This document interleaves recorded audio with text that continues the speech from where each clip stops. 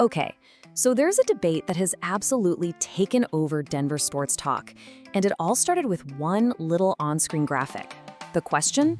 Is the Broncos' new quarterback, Bo Nix, actually off to a better career start than the legend himself, John Elway? I know, it sounds crazy to even say it out loud, but wait till you see the numbers. So here's how we're gonna break this all down. First, we'll look at the shocking comparison that kicked this whole thing off. Then, we'll dive into the stats, because, the numbers don't lie. After that, we gotta talk about the Elway mystique. And of course, the huge question of comparing different eras. And finally, what does this all really mean for the Broncos? So, this is where it all started. Seriously, one simple graphic that popped up during a broadcast. It put the new kid right next to the icon, and man, did it light a fire under the entire city of Denver.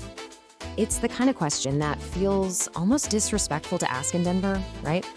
But when you see the data, it kind of forces your hand. You have to at least wonder, are we watching the start of something really, really special here?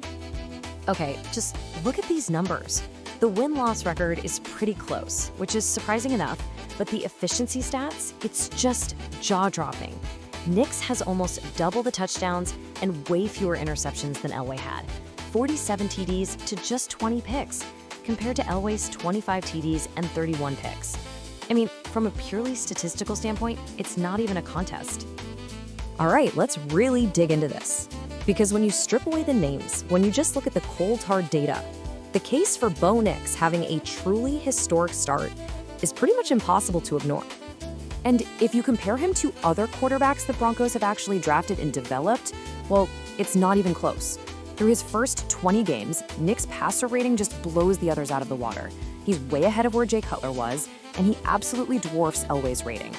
He came in and played with an efficiency this franchise has literally never seen from a young QB. And it's not just about playing it safe, it's about production. 34 touchdowns in just his first 20 games. That is a massive number. That's 7 more scores than the next guy on the list. He's not just managing the game, he's winning it. So let's just put a bow on this statistical argument. He's number 1 in touchdowns thrown. He's also number 1 in fewest interceptions. He ended a playoff drought that had haunted the team for almost a decade. On paper, it's an open and shut case, right? But, and this is a huge but, legends aren't built on paper. See, this is where the conversation gets so much more interesting. Because football, especially when we talk about all-time greats, is about more than what's in the box score.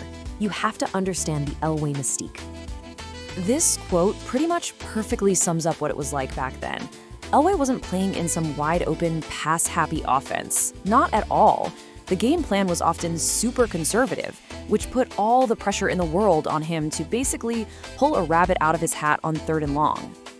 And that's exactly what he did. He literally dragged teams with very little offensive firepower to 3 Super Bowls in 4 years.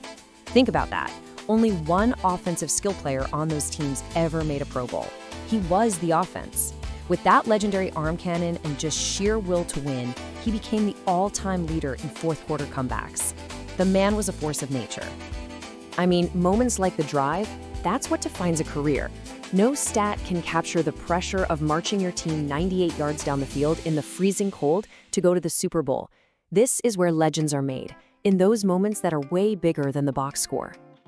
And this brings us to the biggest, most important piece of this whole puzzle. We're talking about 2 guys who played in completely different versions of the National Football League. So how in the world can you make a fair comparison? Back in Elway's day, defenders could basically assault wide receivers all the way down the field. Quarterbacks got absolutely crushed, and it was all legal.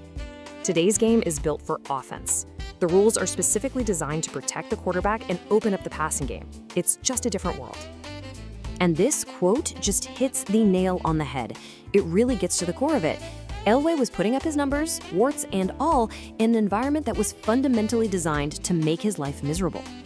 Now this is a fascinating point. You know how in baseball they have the dead ball era and everyone knows those stats are just different? Maybe we're at that point in the NFL. Maybe passing stats from before, say, the mid-2000s need their own category.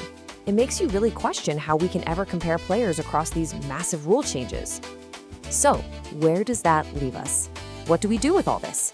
Well, maybe the point of this whole debate isn't really about who's better. Maybe it's about what this conversation means for the Denver Broncos, right here, right now. And that's what it all comes down to, isn't it? For the first time in what feels like forever since Peyton Manning retired, there is a real, genuine feeling of hope around the quarterback position in Denver. That miserable QB carousel finally seems to have stopped. Because that's what a franchise quarterback is. He's the guy, the one you build everything around for the next decade. And the fact that we can even have this conversation, the fact that Bo Nix's name can be put next to John Elway's and it's a serious discussion, that tells you everything you need to know about the impact he's already made.